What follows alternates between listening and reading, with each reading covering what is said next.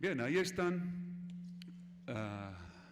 los 60 minutos que hemos dividido en este foro taller, los aportes de la Universidad Pública a la Paz Territorial, que inicialmente pues la división temporal recayó sobre Mario Alberto Puerta Osorio, el asesor de la Oficina del Alto Comisionado para la Paz. Posteriormente se dirigió a ustedes Andrea Carolina Jiménez Martín, integrante del Centro de Pensamiento y Seguimiento al Diálogo de Paz de la Universidad Nacional de Colombia, y acabaron de escuchar a Sergio Guarín, que es el coordinador del área de posconflicto y construcción de paz de la Fundación Ideas para la Paz. Como lo habíamos prometido, entonces, ustedes tienen ahora mismo la palabra para dirigirse al auditorio y considero que podríamos trabajar media hora más y este es un ejercicio de participación ciudadana, pues, de una vez, del dicho al hecho. Entonces, si tienen la bondad, la recomendación es que este micrófono pasa ante ustedes y nos dan el nombre, por favor, si pertenecen a alguna organización, pues ya nos comprometimos a que vamos a proteger a la gente, entonces los discursos quedarán en eso. Si alguien quiere participar, con preguntas, con comentarios, con intervenciones, desde los lugares de pensamiento. Tú, ¿quieres venir acá? Acuérdate que es que estamos emitiendo, entonces si nos queda en segundo plano se nos va la audiencia. El nombre tuyo, por favor. ¿Vas allá o vienes? ¿Este está conectado a la transmisión? Ve con este entonces. Sí, buenas noches. Andrés Barona, del Comité Permanente, integrante del CPDH, seccional Huila. No, primero me parecieron pertinentísimas las intervenciones, solo quisiera apuntar a un elemento que hace unos días hubo en un foro el 2 de junio aquí en el Centro de Convenciones, y es una de las principales dificultades para la implementación de lo que se acuerde, está trazada por el tema monetario. En el evento hubo un representante, un miembro del Congreso que se animó a decir 4 sugerencias que creía él deberían realizarse para lograr el financiamiento de los PDEP y los planes nacionales con desarrollo rural integral. ¿Cuáles desde sus oficinas, entidades, las formas como se ha pensado o creen ustedes que se puede ubicar el financiamiento de la implementación de lo que se acuerde? Primero. Y 2, con un ejemplo terminé mis estudios de monografía ahorita hace unos días sobre el tema de un análisis comparativo del caso salvadoreño, del proceso de paz salvadoreño, 8 años, y el mismo presidente Cristiani, que fue el que terminó cerrando el último ciclo de conversaciones y los acuerdos de Chapultepec, apuntaba un elemento. Cada cosa que se lee del conflicto y el proceso de paz salvadoreño es igualitico a lo que sucedió acá, en planteamientos como este. Si quieren cambiar el modelo, ganes en las elecciones y luego sí cambien, ¿sí? Es una reiterativa, pero me parece súper pertinente lo que se plantea en el sentido de decir que de todas formas la expansión de estos acuerdos y el desarrollo de ellos van a apuntar a un cambio de normatividad, ¿sí? Lo que pasa es que se ha satanizado tanto la Asamblea Nacional Constituyente, sí, que se ha dejado como si fuera un discurso de la guerrilla, pero ¿cuáles creen ustedes que serían esas formas desde el fetiche jurídico en esta sociedad como para lograr esa implementación? Porque cierro con esto, el presidente en ese momento de los diálogos del Salvador de lo que es aquí FENALCO y grandes gremios decían en una cosa que se hizo allá el Foro Económico y Social para que los gremios, sindicatos discutieran la paz, decía, es que el gobierno, usted fue el que firmó eso con el FMLN, no lo firmamos nosotros, y así le sacó el bulto de la implementación. ¿Hay alguna otra intervención?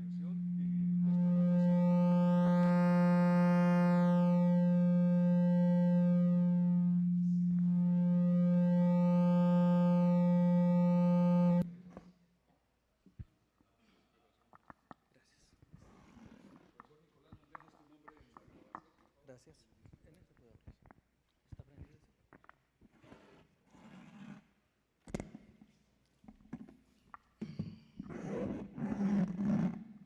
Gracias. Mi nombre es Nicolás Núñez y agradezco que ustedes hayan venido a compartir con nosotros sus ideas. Para ser muy específico, yo me hago una pregunta. ¿Podríamos hablar de un único modelo de acuerdos de paz desde la visión centralista de este país o desde la visión regional de este país? ¿Por qué me hago esa pregunta? porque a mí me suena que todavía seguimos pensando en un único país, en un país de 4 grandes ciudades que tiene el 50 o 60% de la población. Pero la realidad es que nuestro país es diverso, es complejo. Y en esa complejidad uno empieza a hacerse preguntas. Esos procesos de paz tal y como están planteados en la actualidad, ¿cómo nos va a acercar a nosotros que vivimos en los territorios? Recordemos que el Huila y el sur del país somos el 50% del territorio nacional, el 8% de la población del país, probablemente los territorios más desprotegidos y probablemente los territorios en los cuales se ha concentrado la mayor parte del conflicto armado en Colombia. Desde esa pregunta y desde esa visión, nos hicimos una pregunta con los estudiantes de economía. ¿El Huila está preparado para estos procesos de posconflicto? Pero esa pregunta tiene miles de preguntas más. ¿Qué es el proceso de posconflicto?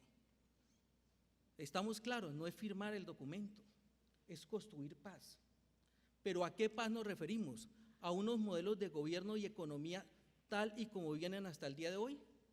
¿A unas nuevas alternativas de modelos económicos que permitan superar la pobreza de estos territorios?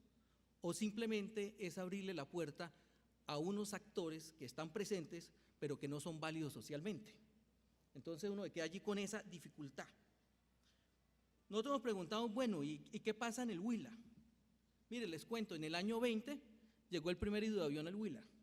En el año 20 llegó el primer carro al Huila, pero llegó por bote por el río Magdalena. Es decir, en el año 20 estos territorios eran territorios separados del país y que en general esa condición no ha sido superada. Tan no ha sido superada que nuestra representación política es mínima. Nuestra población sigue siendo mínima y nuestro aporte a la economía es complejo.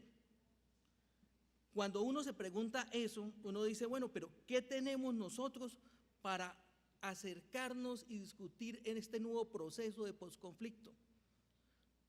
Municipios que su población no ha crecido en los últimos 20 años. Eso quiere decir que a medida que se reemplaza la población va saliendo, porque el municipio no le está ofertando a esas poblaciones jóvenes futuro. Entonces muchos de ellos están llegando a Neiva y los que viven en Neiva van para Bogotá. Y entonces tenemos la misma población y no crecemos. Un indicador de desarrollo económico es el crecimiento poblacional y no lo tenemos. Por otro lado nos preguntamos, ¿cuáles son nuestras vías de penetración? Una sola, nos atraviesa todo el departamento, la corta en un lugar y se acabó la vía las vías. ¿Qué pasa con las vías? Nuestros campesinos que invierten su vida y su capital, probablemente cuando salen las cosechas no las pueden vender y tienen que regalarlas y tienen que perderlas y por lo tanto la seguridad alimentaria del departamento se pone en riesgo. El himno del departamento del Huila dice que somos un territorio que nos atraviesa un gran río, que producimos, tenemos ganado, etcétera, pero esa vocación lenta y progresivamente se está perdiendo, y se está perdiendo por problemas fundamentales como son la seguridad. Entonces uno dice, ¿y a qué seguridad estamos hablando? Y usted viene a Neiva y viene a Pitalito, y los mayores riesgos son que lo asalten, que lo roben o lo maten. ¿Por quién? Por la delincuencia. Cuando todos seguimos hablando de esa política general para desarrollar y superar un conflicto político, el conflicto real que tenemos es un conflicto de la vida cotidiana, en el cual probablemente cada territorio va a tener una validación nueva. Profesor Nicolás, 2 segundos. Es muy valioso lo que estás diciendo, pero podrías en un minutito, te concedo uno más. Listo, y podrías puntualizar, gracias. Bien, yo estoy de acuerdo que la salud mental es uno de los problemas esenciales a trabajar. Ya lo dijeron anteriormente, no tengo que desarrollarlo. Y para terminar, yo sí insisto, es necesario volver a repensar todos estos modelos, pero desde la región y para las regiones. Gracias.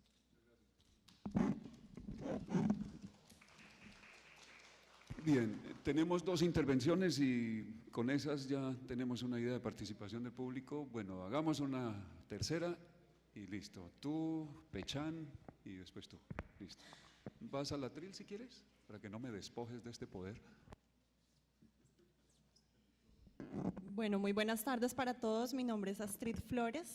Yo soy investigadora, politóloga. He tenido la fortuna de conocer un poco más esta región, estoy aprendiendo. Pero yo sí tengo que expresar, bueno, lo primero que tengo que hacer es que defiendo el proceso de paz, defiendo la construcción de la paz, pero tengo que expresar también, así como lo señaló Sergio, que ese sentimiento y esas palomas de la paz que dibujábamos también me hacen acordar de mi niñez, en la que cantábamos una canción que decía: la paloma de la paz es un chulo con disfraz. Y me parece que ese disfraz que nos están presentando ahora viene en forma de proyectos.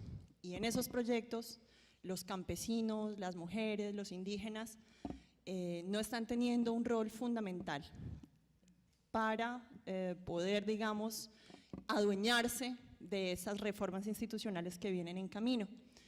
Yo quiero hacer una pregunta. Me gustaría que cada uno de los expositores identificara un mecanismo institucional y un mecanismo no institucional que permita desactivar esa conflictividad social de manera pacífica, teniendo en cuenta pues todos los temores que ustedes señalaron, las limitaciones, sobre todo pensando en que, y ese es el segundo temor que me embarga, la paz territorial se nos convierta en un eslogan para conseguir dineros de cooperación internacional.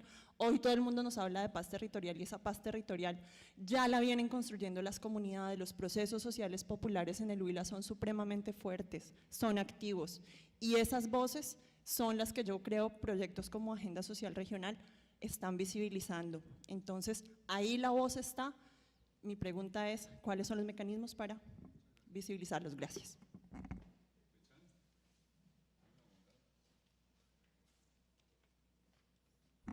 Hola, buenas tardes. Me llamo Juan Guillermo Soto y trabajo en el periódico Desde la U, de acá de la universidad. Y bueno, una pregunta concreta en torno a algo que me llamó mucho la atención, que dijo Sergio Guarín, en torno a la debilidad que él identifica en cuanto a la apatía y a la apatía que se apodera en ese tránsito de la guerra a la paz en la que estamos. Y entonces, en relación con eso, pregunto, ¿cómo llevar la cultura de la paz a las rutinas de la gente, a sus espacios de convivencia? Y en ese sentido, ¿qué papel puede jugar la publicidad u otras herramientas masivas, como pueden ser las telenovelas? O sea, son herramientas o contenidos que se inoculan en el imaginario de las personas y que podrían llegar a tener alguna utilidad. Entonces, ¿puede el Estado intervenir en estos campos, tanto para proponer nuevos contenidos como para regular la promoción de otros que siguen haciendo apología a los íconos de la violencia? ¿Puede esto insertarse en algún tipo de política pública de promoción y apropiación de la cultura de la paz?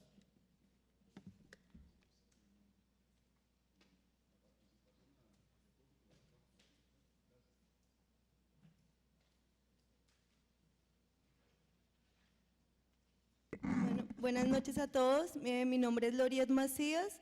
Primero agradecer a todos y a todas por la presencia y poder estar hoy compartiendo y reflexionando sobre esto. Básicamente son 4 preguntas. Una tiene que ver con el tema de participación de víctimas y es si el acceso a la justicia y la verdad y la reparación se ha pensado en términos de lo que víctimas es, de acuerdo al concepto que da la ley de justicia, la ley de víctimas, la ley 1448, o digamos se ha pensado también en que estos son atribuciones y garantías fundamentales de distintos tipos de seres humanos. Más allá de la palabra víctima, también se había hablado del término de afectados por el conflicto social y político y armado en Colombia. Eso en punto a que hay que pensar también en las mujeres de la guerra, ¿no? A las mujeres y a los hombres de la guerra, quienes han estado más de 60, 50 años digamos, en esa dinámica. Esto va ligado al tema de cómo se ha pensado la reintegración digna de las mujeres y hombres y cómo se ha pensado también a la vez la desmilitarización, o sea, si el trabajo de dejación de armas es un tema solamente para la desmovilización de la guerrilla o también se ha pensado adentro de las fuerzas militares y también incluido pues esos temas de derechos humanos fundamentales, o sea, el derecho a la memoria no es un derecho solamente de quien se le atribuye la calidad de víctima, sino a los seres humanos que han estado involucrados con esto. Esto también en el sentido de lo que decía el compañero, de qué ha hecho la institución o cómo se ha pensado a hacer un llamado estricto, exigente a los medios de comunicación masivos que ven la mayoría de nuestros colombianos y colombianas, donde no hace más que reproducirse una ideología de odio hacia las fuerzas insurgentes. Y ya las otras dos preguntas es… ay, qué pena, dos. Es que son sencillas. Una es cuál es la fuente del mapa donde está superpuesto los conflictos mineros con las poblaciones, cuál es la fuente, dónde lo podría conseguir. Y lo otro es cuáles son los territorios priorizados actualmente para lo del plan de desarrollo con enfoque territorial, si son las mismas zonas de consolidación territorial de las que hablaba el gobierno de Uribe.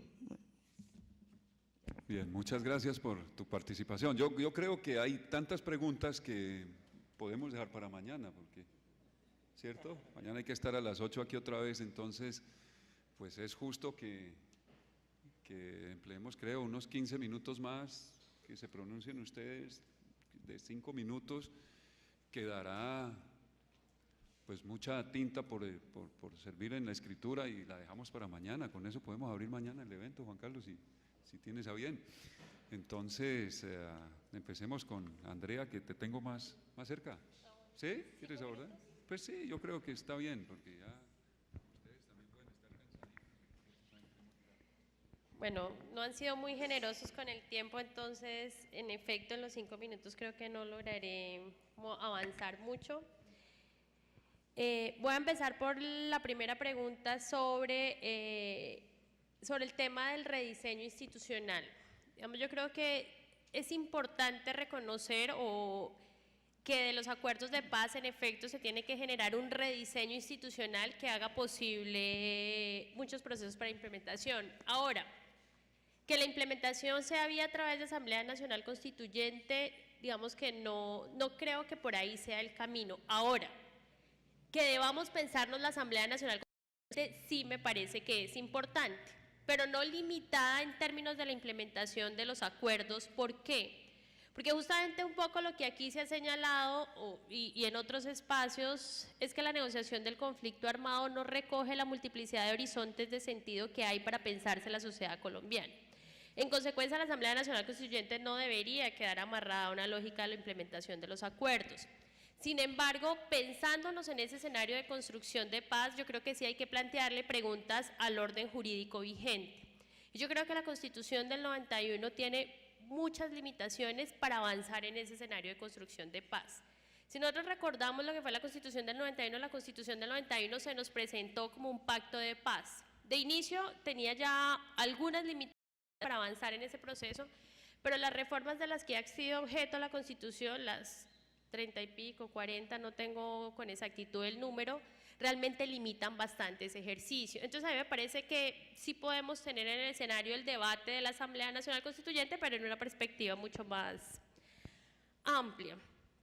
Frente a un segundo elemento que planteaba el profesor, que era la segunda intervención, me parece clave señalar lo siguiente. Yo creo que en efecto esa idea de paz territorial tiene que romper esta lógica centralista que le hace mucho daño a este país, y centralista no solo en términos de las formas del gobierno, sino de las formas incluso de la academia. Lo hablábamos con Mario y con Juan Carlos antes de empezar el evento.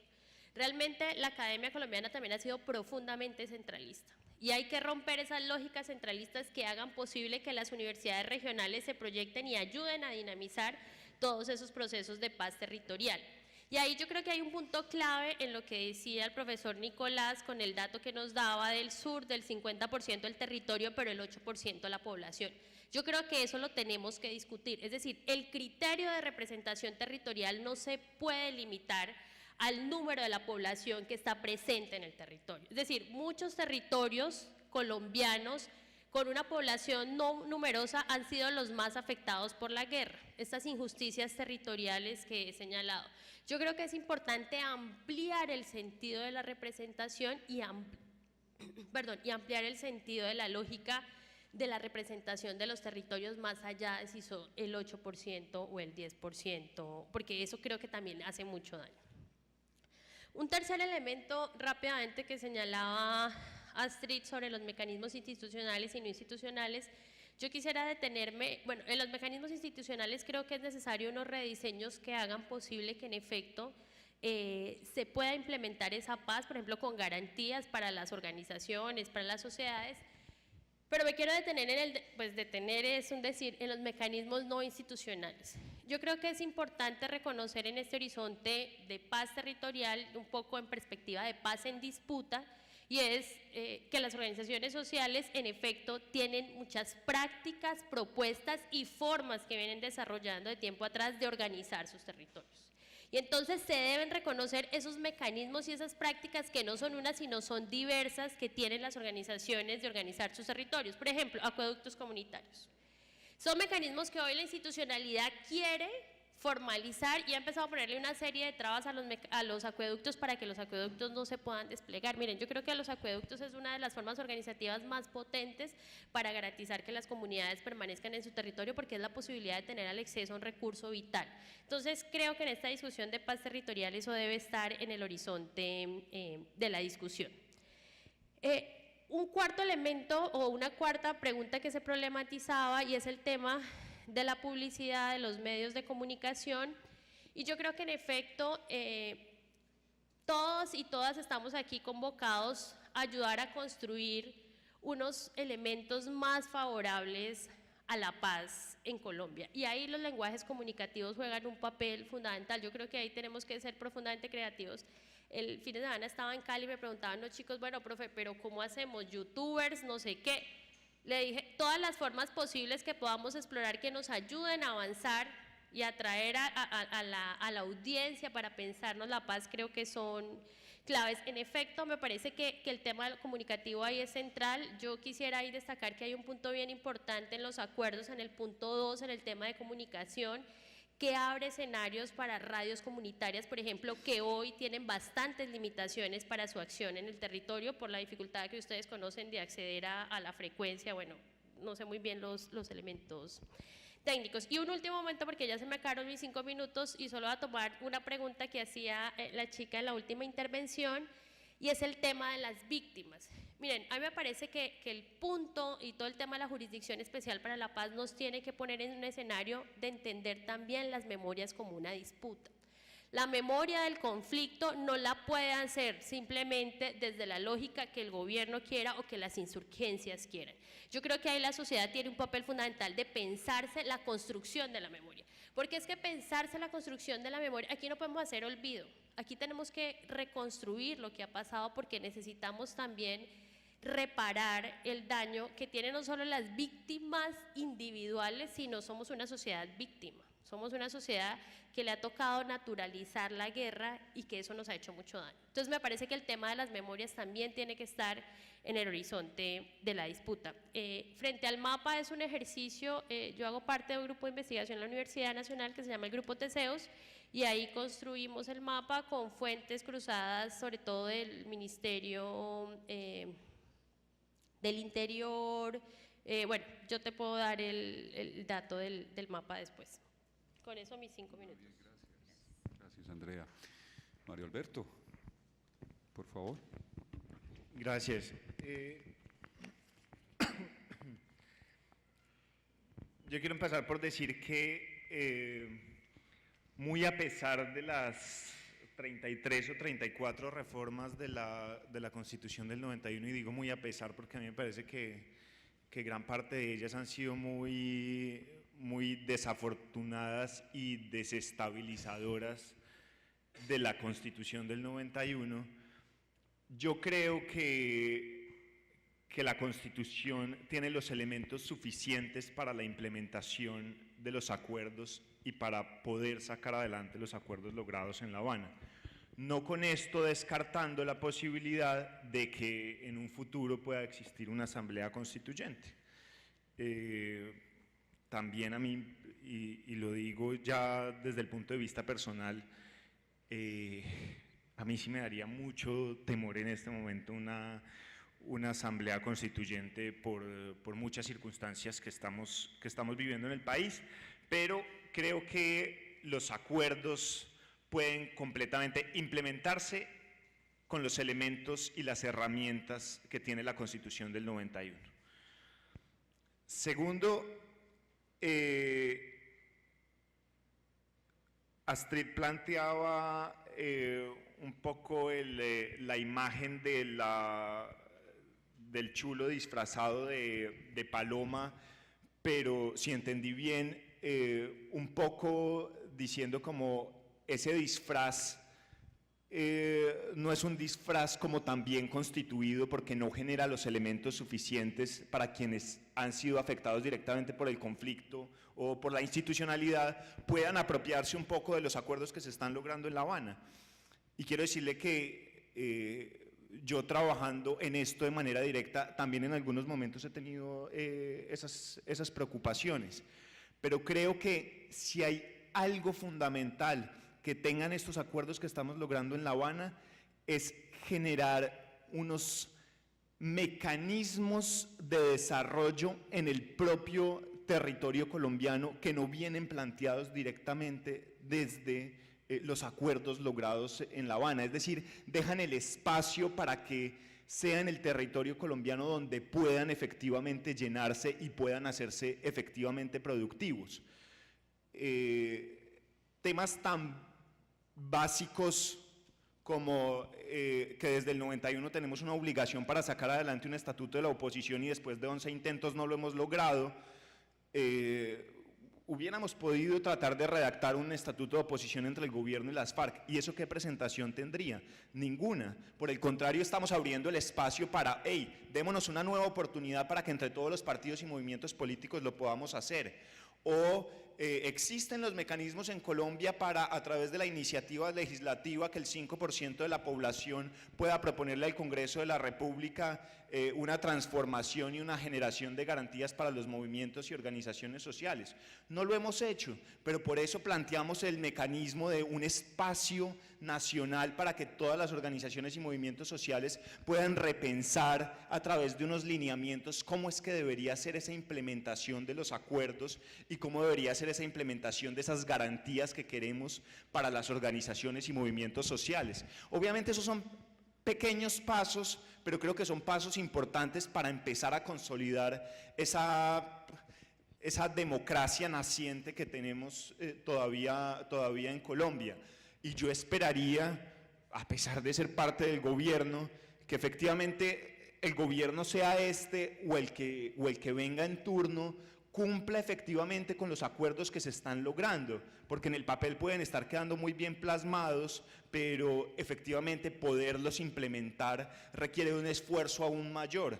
Y ahí me uno un poco al llamado que hacía Sergio, y es, a pesar de las dificultades que hemos vivido en La Habana, a pesar de estos 4 años de conversaciones que para muchos pueden parecer una eternidad, pero cuando uno los compara con procesos de paz a nivel internacional se da cuenta que eso no es nada, pero que obviamente la presión política en Colombia también no permite que esto pueda seguir demorándose o tardándose más.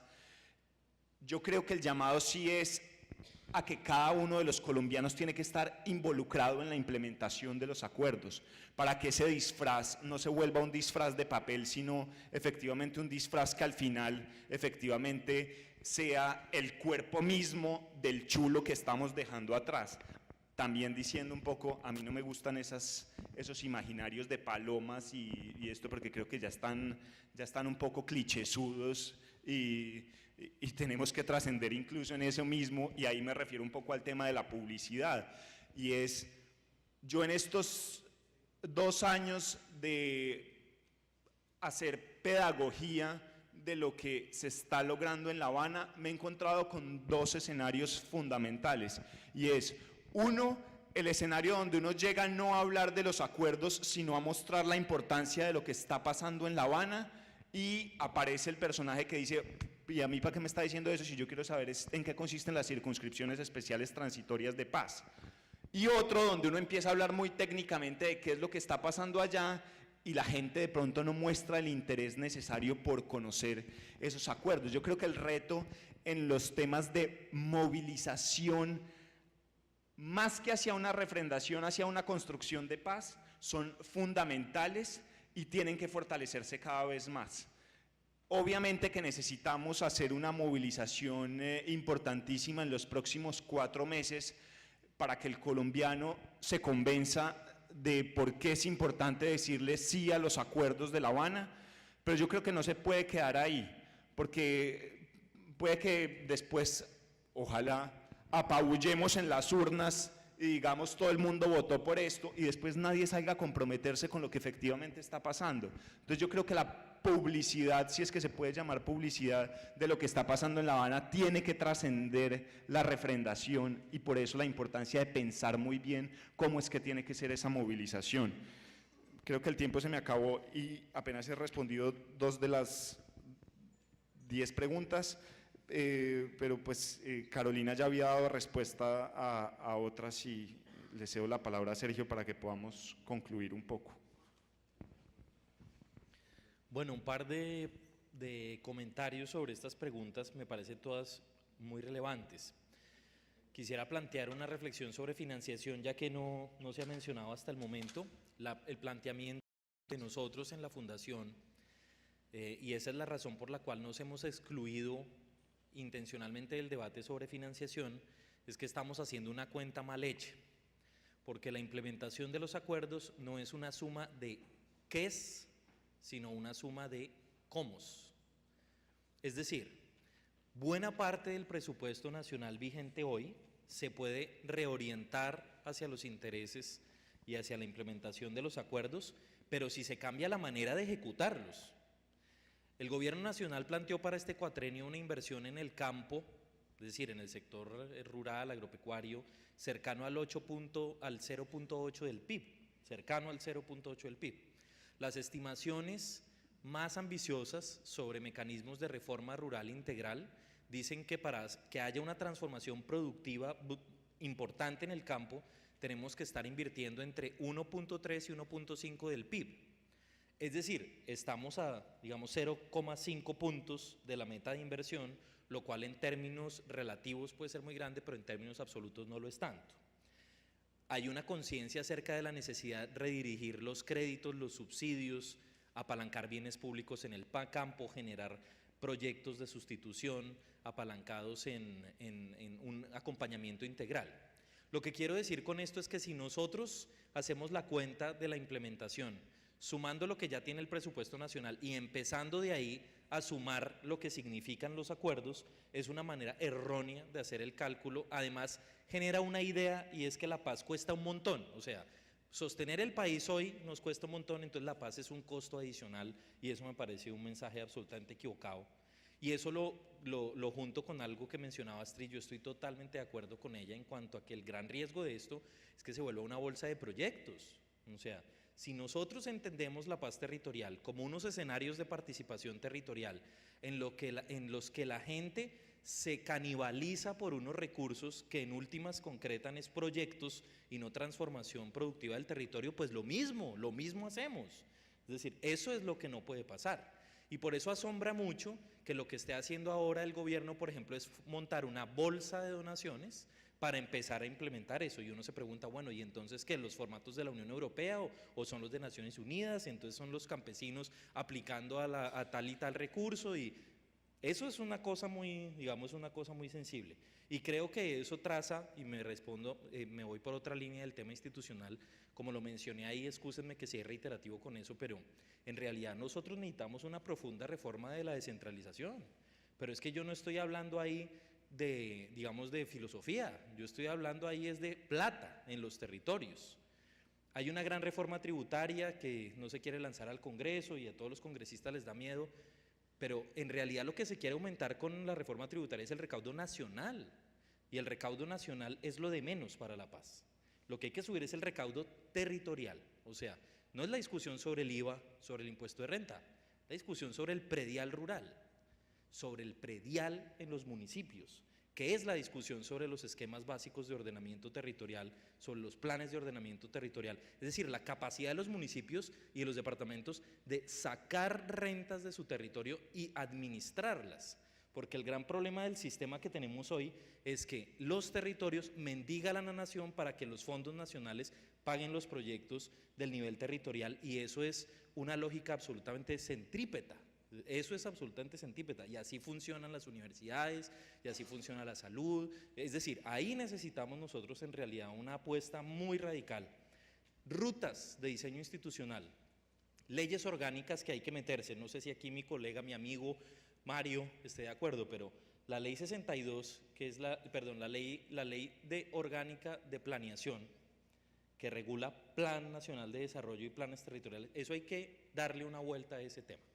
El régimen municipal se modificó en Colombia después de una consulta muy oscura que hizo el Ministerio del Interior durante los últimos 3 años. ¿Ustedes saben que tenemos un nuevo régimen municipal hace 8 meses? Bueno, mucha gente no lo sabe. Ellos hicieron la reforma solos. Otra reforma que tenemos pendiente, el Ministerio del Interior.